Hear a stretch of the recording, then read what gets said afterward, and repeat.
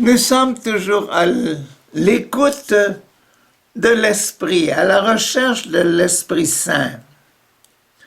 Dans notre Je crois en Dieu le Père Tout-Puissant, je crois en Jésus-Christ, son Fils unique, qui a donné sa vie, je crois en l'Esprit Saint. C'est là que nous sommes rendus. Hier, nous avons vu les passages 1, 2, 3, 4, 5 du Je crois, dans le Je crois en Dieu, dans le Saint-Esprit. Le Saint-Esprit. Et nous avons découvert le Saint-Esprit sous différentes formes, surtout sur la forme de le témoignage, la loi et le prophète. Dieu parle au prophète, lui propose un projet et le prophète le réalise.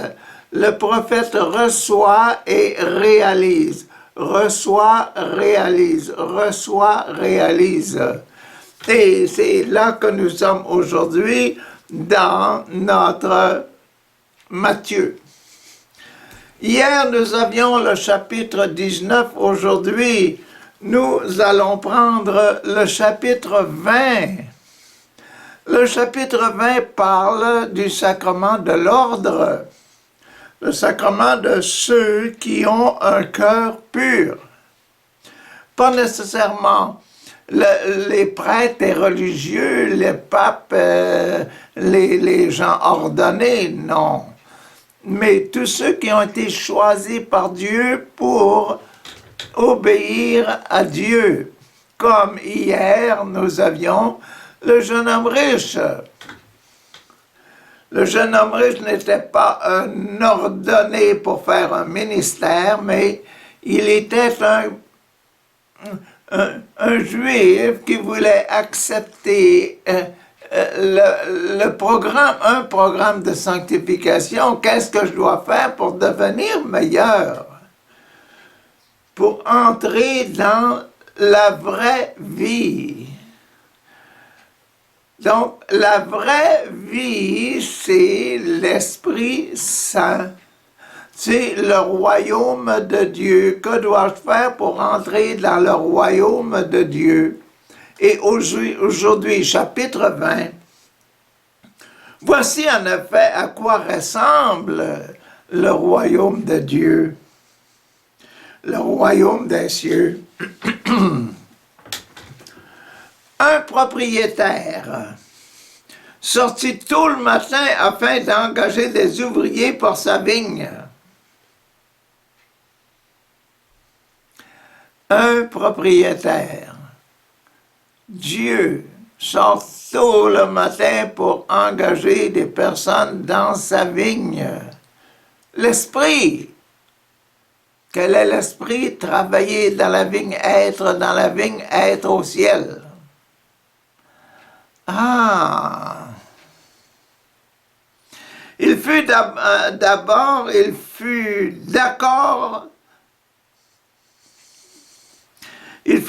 avec de leur payer le salaire habituel, 1 pièce d'argent par jour, et il les envoya travailler dans sa vigne.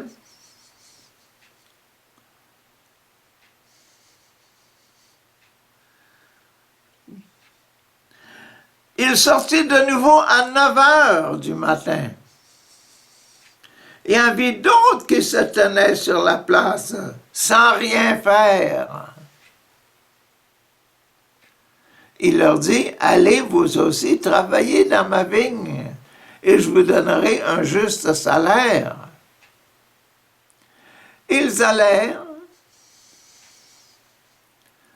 Le propriétaire sortit encore vers midi, puis à 3 heures de l'après-midi, et fit de même. Enfin, vers 5 heures de l'après-midi, il sortit et trouva d'autres hommes qui se tenaient encore sur la place.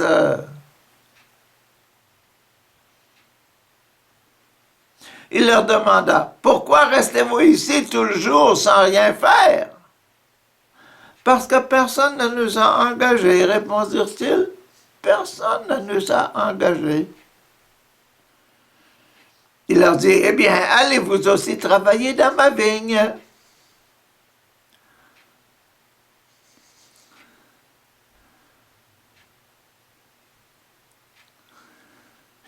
L'esprit, l'ouverture d'esprit, l'ouverture de l'esprit, c'est une des qualités que nous cherchons aujourd'hui. L'esprit, on sait, on voit que c'est pour aller travailler dans la vigne, mais observer aussi les commandements et les exigences de la vigne. Faire de notre mieux dans cette vigne-là.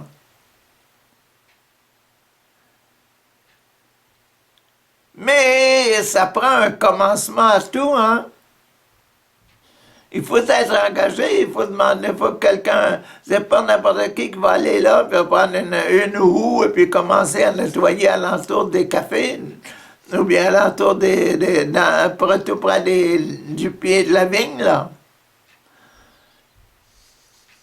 Dans une plantation,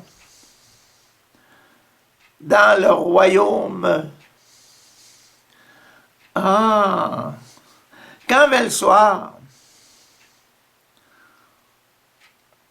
le propriétaire de la vigne dit à son contremaître, « Appelle les ouvriers et paie-leur leur salaire en commençant par ceux qui ont été engagés les derniers. » Et en terminant par ceux qui ont été engagés en premier.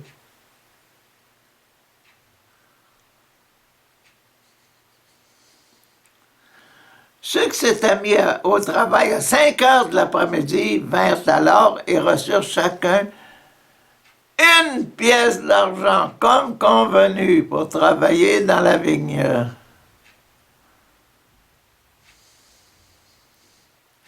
Ah, merci, grand merci, grand merci. Les derniers arrivés reçoivent une pièce d'argent, imagine. Quand ceux qui avaient été engagés en premier vinrent, ils pensèrent qu'ils recevraient plus, mais on leur a mis aussi à chacun une pièce d'argent, même s'il a commencé à 6 heures du matin et l'autre à 5 heures de l'après-midi. On lui remet une pièce d'argent. En la recevant, il s'indignait contre le propriétaire et disait, « Ces ouvriers engagés en premier lieu, là, n'ont travaillé qu'une heure, en dernier lieu. Ces ouvriers qui viennent juste d'arriver à 5 heures de l'après-midi, ont travaillé juste 1 heure. Et tu les as payés comme nous qui avons supporté la fatigue d'une journée entière de travail sous le soleil brûlant. » Mais le propriétaire répondit à l'un d'eux, « Mon ami, un des premiers arrivés, je ne t'ai pas trompé. Tu as été d'accord de travailler pour une pièce d'argent par jour, n'est-ce pas? Prends donc ton salaire et va-t'en. Je veux donner à cet homme qui a été engagé en dernier autant qu'à toi. N'ai-je pas le droit de faire ce que je veux de mon argent? Ou bien, es-tu jaloux parce que je suis bon, là?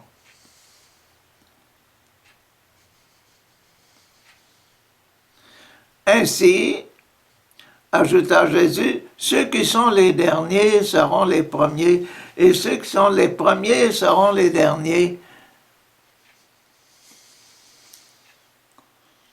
Imaginez-vous les derniers, ceux qui sont arrivés à 5 heures de l'après-midi, qui reçoivent leur argent, puis qui voient que les autres, là, qui sont arrivés à 5 heures du matin, 6 heures du matin, ils reçoivent aussi seulement une pièce d'argent. Imaginez-vous le bonheur!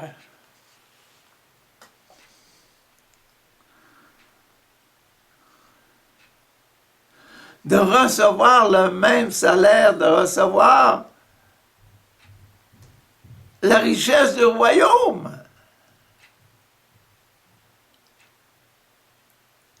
Travailler dans le champ, dans le royaume, c'est travailler dans le champ du Père.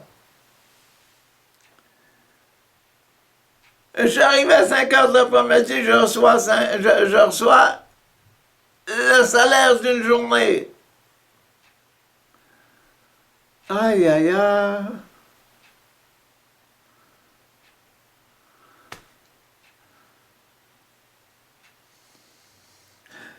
Il est le premier dans son cœur parce que sa joie dans son cœur est immense.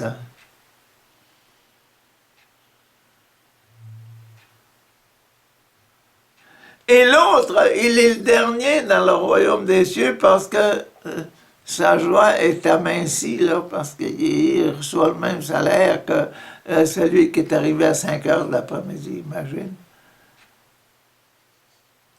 Moi, j'ai sué.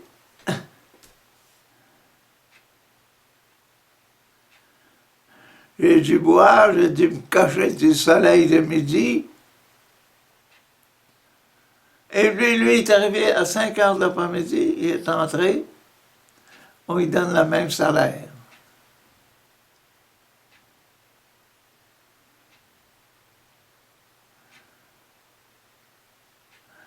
La richesse du royaume, le royaume, c'est le même pour tout le monde.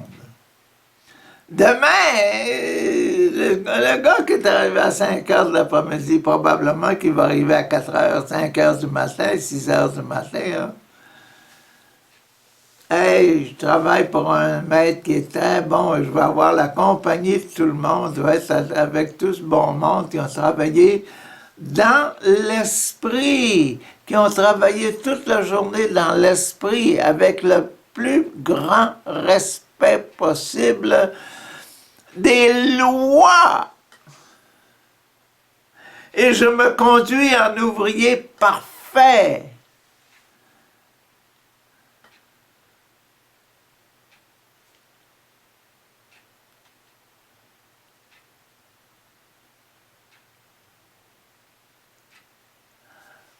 Entrer dans le royaume de Dieu, l'appel est à n'importe quel temps de notre vie. Quand on sent l'appel, quand on est appelé par l'Esprit Saint pour rentrer dans le royaume, c'est le temps d'entrer.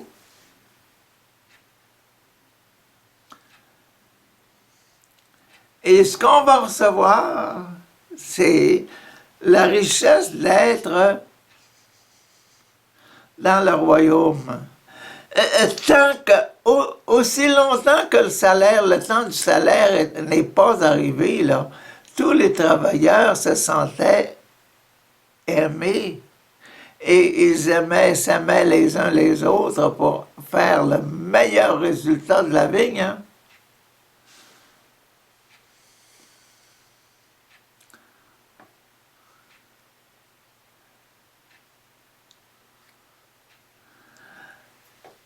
Le quand je suis appelé, c'est très important.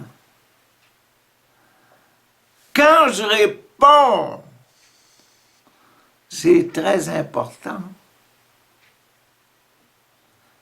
Et la disposition de mon cœur dans la famille, c'est très important. Donc il y a l'appel et il y a la réponse. L'appel, la réponse, l'appel, la réponse. Le salaire, c'est dû au bon Dieu. Ah, donc, c'était le numéro 6, c'est encore le numéro 6, on continue, parce qu'on veut voir plus profondément encore dans cette histoire-là. Mais je dois aller avec vous dans le numéro 6 de l'autre, là, au début. Numéro 6 de l'autre au début. Vous avez entendu qu'il a été dit œil pour œil et dent pour dent, mais moi je vous dis de ne pas vous venger.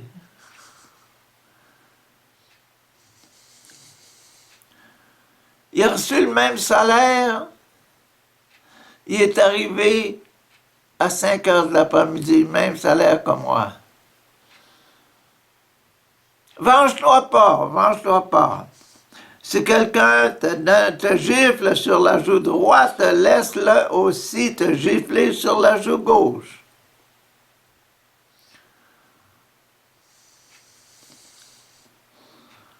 Ah. Si quelqu'un veut te faire un procès et te prendre la chemise, laisse-le prendre aussi ton manteau.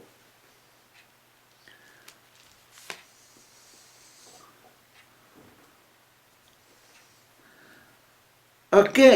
So, verset 17.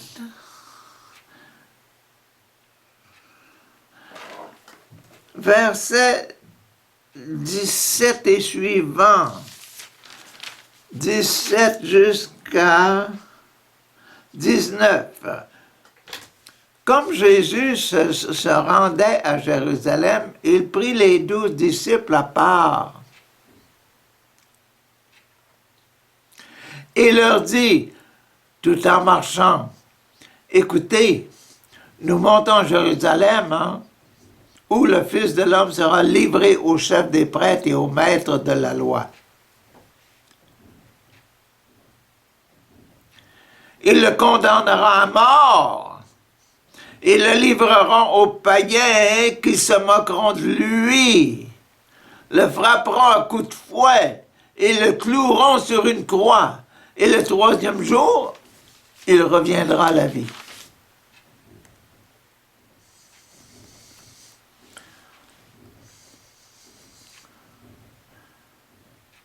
Jésus parle de lui-même, voici qu'est-ce qui va m'arriver. Voici quel est l'esprit demandé à moi que je suis un choisi pour faire ce travail-là.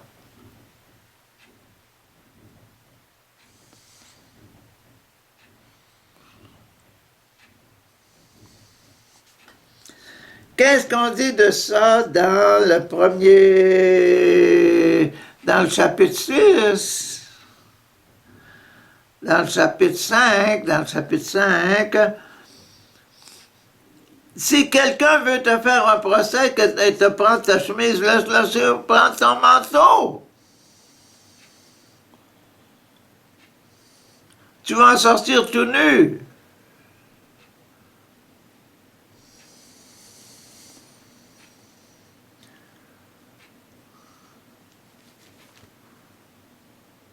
On va me mettre sur la croix. Mais le troisième jour, je vais ressusciter.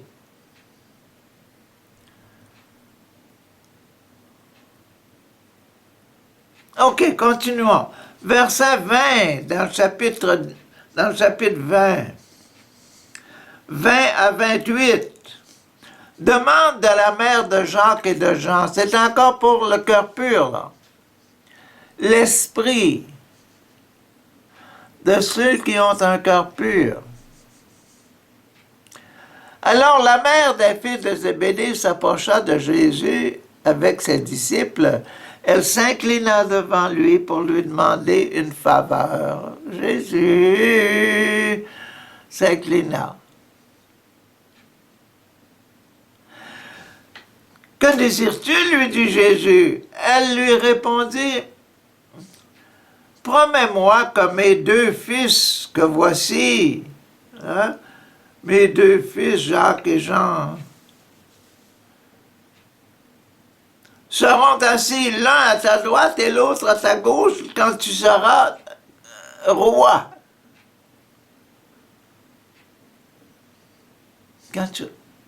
C'est audacieux, hein?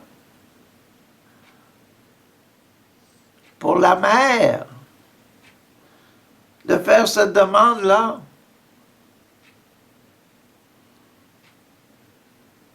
La mère des deux fils, la responsable des deux fils, là, elle veut que ses fils soient assis un à droite et l'autre à gauche de Jésus. Vous ne savez pas ce que vous demandez, répondit Jésus. Il dit ça à Jacques Legend, là. Vous savez pas ce que vous demandez, là. Pouvez-vous boire la coupe de douleur que je vais boire? Nous le pouvons, répondirent-ils. Vous boirez en effet la coupe, leur dit Jésus, mais ce n'est pas à moi de décider qui sera assis à ma droite et à ma gauche. Ces places sont à ceux pour qui mon Père les a préparées. C'est mon Père qui a préparé ces places et lui a mis des noms dessus.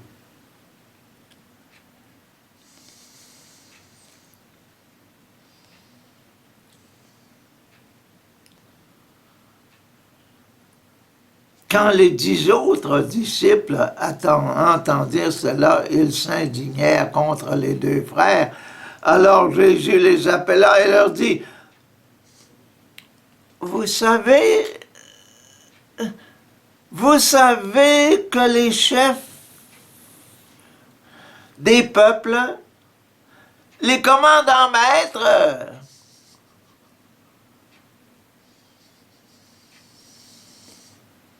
et que les grands personnages font sentir à vos chefs leur pouvoir, parce qu'ils sont des grands personnages.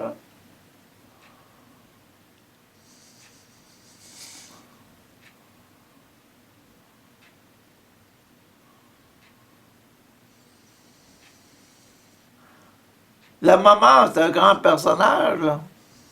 Le moment de Jacques et Jean.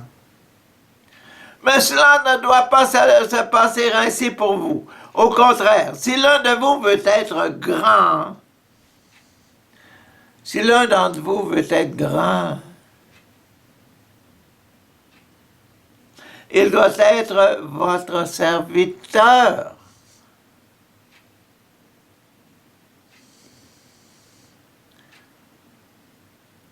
Et si l'un d'entre vous veut être le premier, il doit être votre esclave.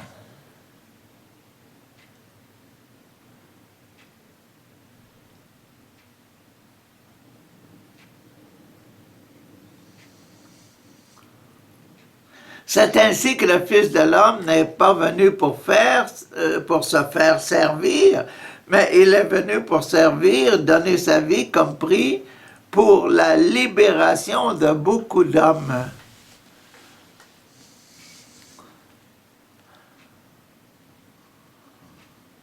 Dans l'Église, là, nos communautés de frères, de sœurs, là, ce passage-là est très important. Parce qu'il parle de la communauté des apôtres.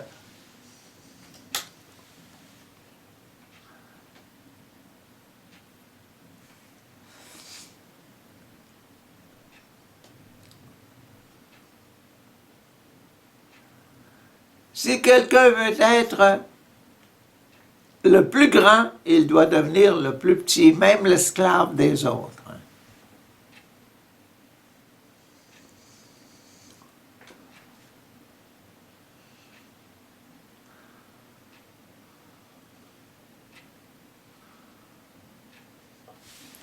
Imaginez-vous, parents, quand vos bébés étaient tout petits, là. Je crois qu'ils se pleuraient la nuit. On se réveille, on va voir qu'est-ce que tu as besoin, qu'est-ce qu'il y a, il est trop chaud de ce côté-là, il faut le tourner de l'autre côté, ou bien as-tu besoin d'une bouteille de lait, ou bien quelque chose, leur donner.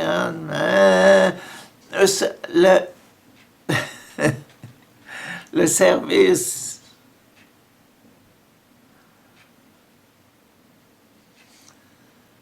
Et puis quand vous faites ça, là, pour vos enfants, pour vos bébés, vous êtes très content de vous-même quand vous retournez vous coucher.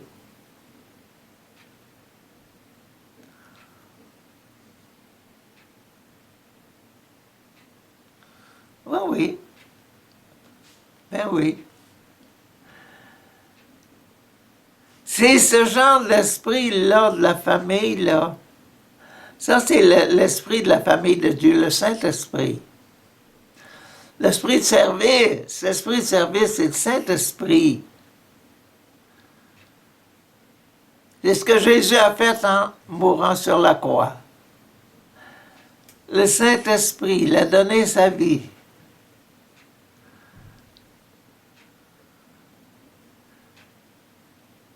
Il est devenu esclave. On fait de toi ce qu'on veut.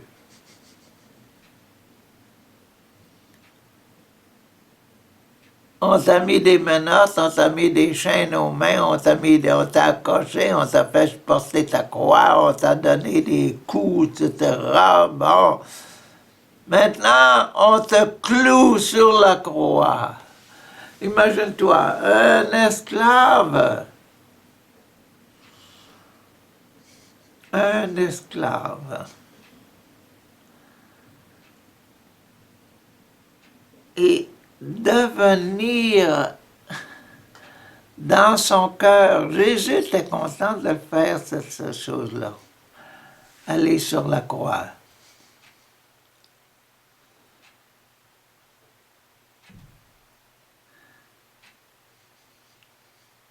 Quand Jésus est ressuscité pour venir nous chercher à nouveau, nous prendre auprès de lui,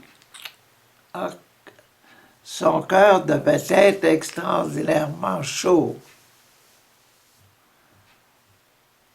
J'ai réussi à les amener jusqu'à mon papa, à les garder dans la famille. Malgré tout, ils ont suivi ma façon de vivre. Et voilà ce qui est l'Esprit Saint. Qu'est-ce qu'on disait à propos de ça? Qu'est-ce qu'on disait à propos de ça au chapitre 5, là? Au chapitre 5, qu'est-ce qu'on disait? Ah! Si un représentant des autorités t'oblige à porter une charge sur 1 kilomètre, porte-la sur 2 kilomètres. Accepte d'être crucifié.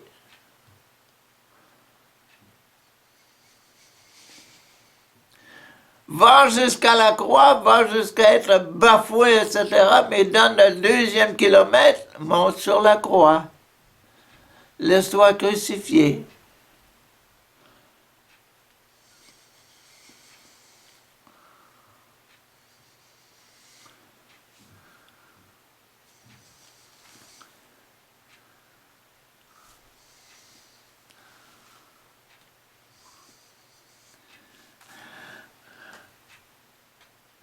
Verset 29.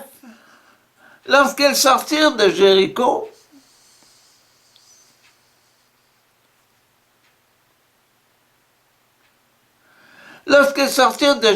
une grande foule suivit Jésus. 2 aveugles qui étaient assis au bord du chemin entendirent que Jésus passait. Ils se mirent alors à crier, « Maître, fils de David, aie pitié de nous. » 2 aveugles. Aveugles, ils ne voient pas. Ils ne voient pas. Il ne voit pas, mais il a entendu. C'est qui ça? C'est qui? Ah, c'est Jésus. Maître, fils de David, aie pitié de nous.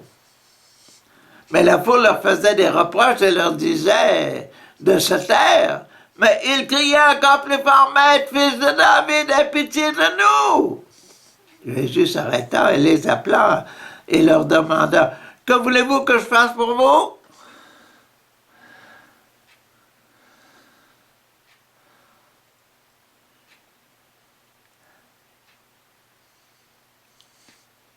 Avez-vous découvert l'Esprit Saint, là? Que voulez-vous que je fasse pour vous? L'Esprit Saint. Que voulez-vous que je fasse pour vous? L'Esprit Saint. Que voulez-vous que je fasse pour vous?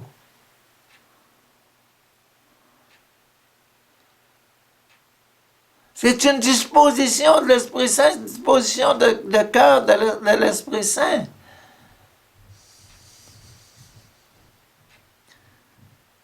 Que voulez-vous que je fasse pour vous? Être un esclave, être un serviteur, le serviteur des autres.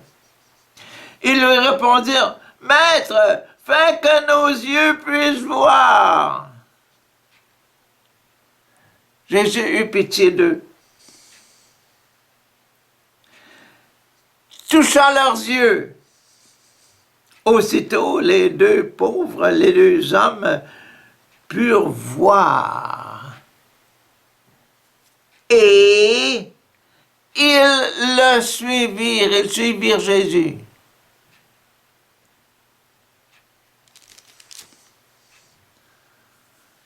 Ah!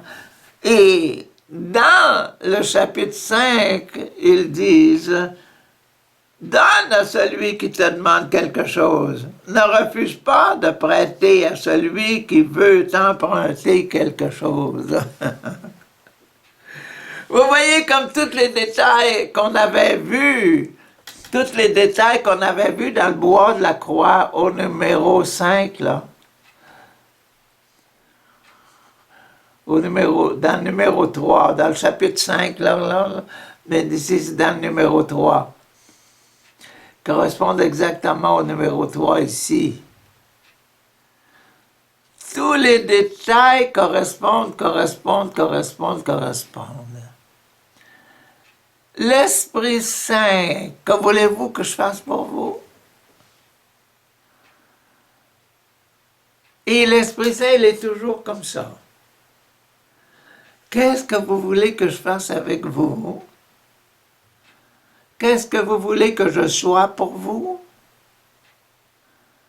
L'Esprit Saint dans votre cœur et dans mon cœur, là, il est comme ça. Il est disposé, il est prêt à accueillir l'heure où tu vas me demander, à 4 heures du matin, 5 heures du matin, même pendant la nuit pour les bébés. Yeah!